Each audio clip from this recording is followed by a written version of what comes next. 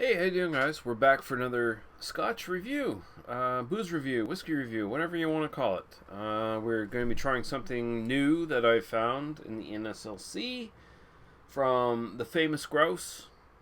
If you're familiar with the Famous Grouse, I reviewed the Black Grouse previously, quite a while back now.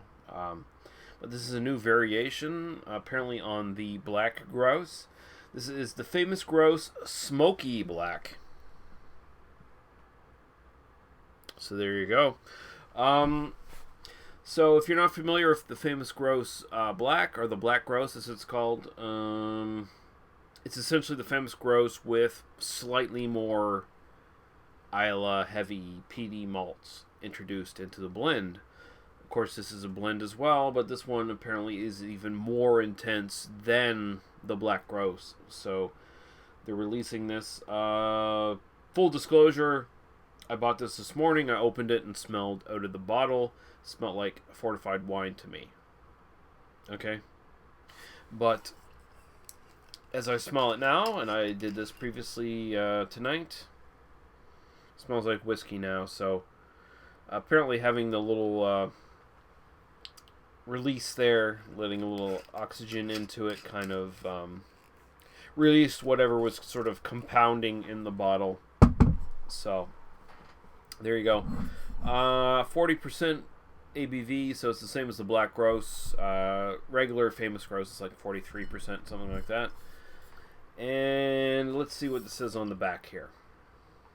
It says they bring together the finest ingredients, skilled craftsmen, and a tenacious obsession with quality to make the famous blends. The Famous Grouse Smoky Black blends more peated malt whiskeys, including a rare version of Glen Turret, which is one I'm not familiar with exceptional grain whiskeys to produce a richer, lightly smoky, and smooth flavor. Explore a smokier side to our famous whiskey.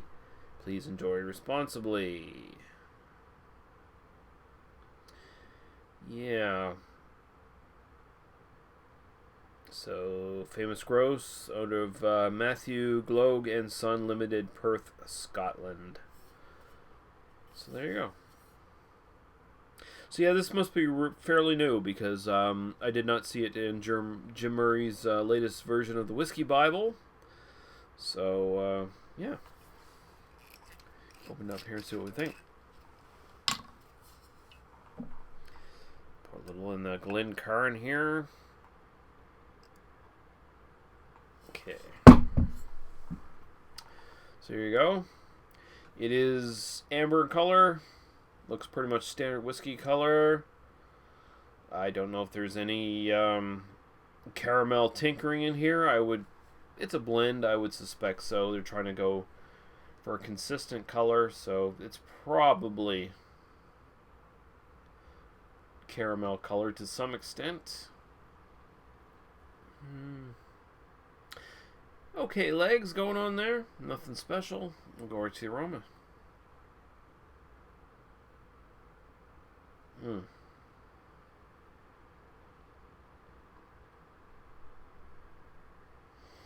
So you got this very nice, right up front, you got this very nice honey, sort of honeyed grain kind of smell. I mean, you're getting a lot of the malt out of this, like very malt heavy. And it's kind of a honeyish caramel kind of malt. Very sweet smelling, but not cloying to any extent at all. And in the background, you are getting a little bit of wood character from the casks. And there's this nice underlying smoky character to it. A little teeny bit of vanilla, but it's not intense. Most of the backbone of this is pretty much pure smoke. It's pretty nice. Definitely smells a little bit more intense than the Black Grouse. But it's good. It's definitely got a nice sweet kind of grainy balance there as well. So it's kind of equal parts smoke and sweeter kind of grain smell. Smells very nice. It smells very, very nice. So we'll go right to the taste. Cheers very much, and we'll go into this.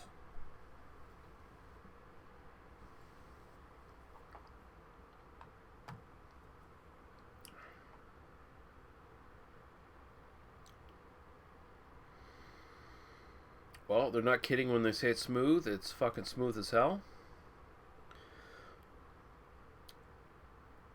It's not... I'm not getting a lot of complexity out of this.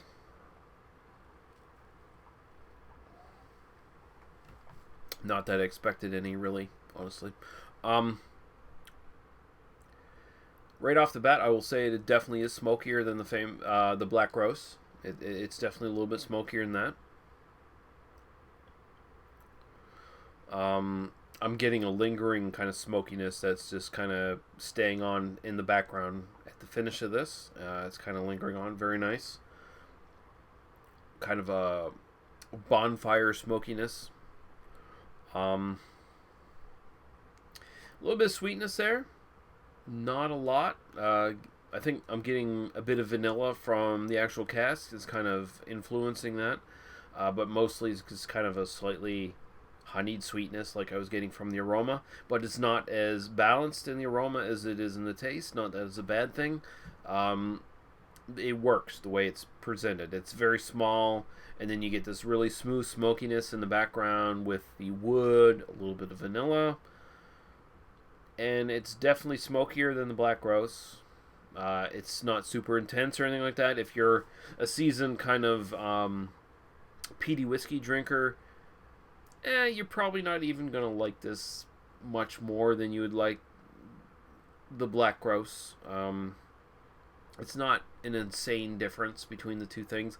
Honestly, this could have easily been a rebranding of the Black Grouse, which in some instances, when I was doing research on this, some people seemed to think it was, or were saying it was. I don't know if that's a confirmation or not.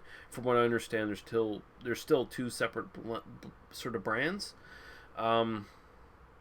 But yeah, this easily could be like an upgrade to the Black Grouse. They could stop making what they were making for the Black Grouse and just call it the Famous Grouse Smoky Black, and they'd be perfectly fine. This is really good stuff. I gave the Black Grouse a B. I'm going to go B plus on this. There's definitely a lot more going on here. It's not super complex, but the flavors are better. I think they are. I think there's a better balance between the smokiness and the malt flavors here. You get a little of that grainy malt character that you're getting in the nose. But for the most part, the showcase here is, yeah, we got some nice, sexy smoke going on in the background here.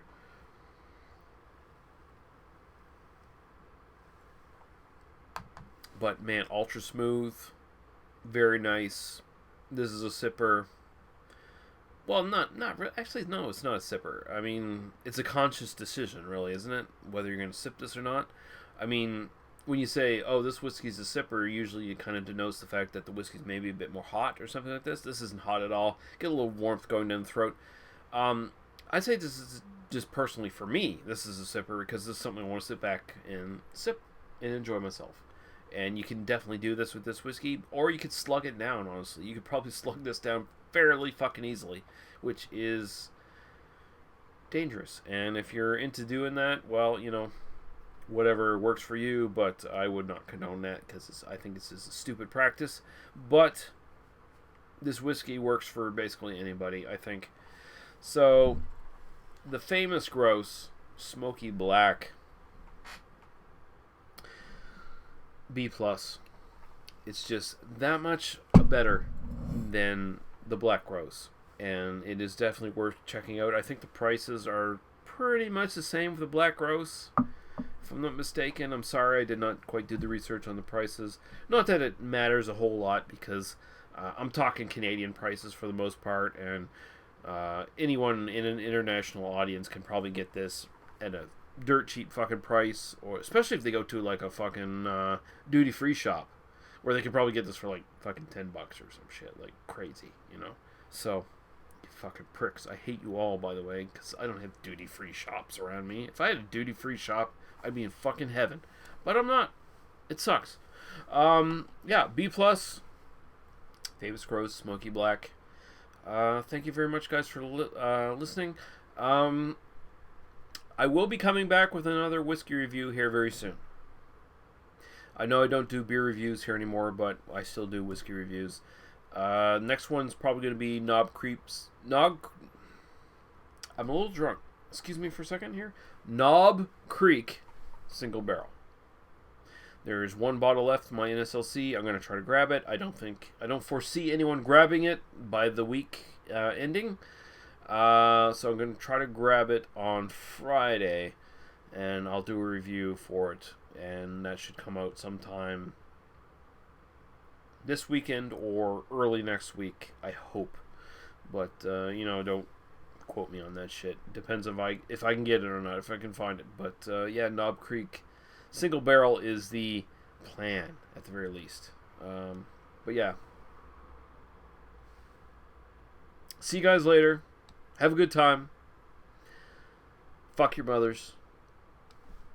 Or don't. Hey, whatever. It's cool with me. Bye-bye.